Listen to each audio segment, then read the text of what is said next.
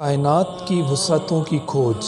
آج تک خلا میں بھیجی گئی سب سے بڑی اور طاقتور دوربین ناسا کی جیمز ویب ٹیلی اسکوپ سے لی گئی کائنات کی اولین رنگین تصاویر اس وقت آپ اپنی اسکرین پر ملاحظہ کر رہے ہیں۔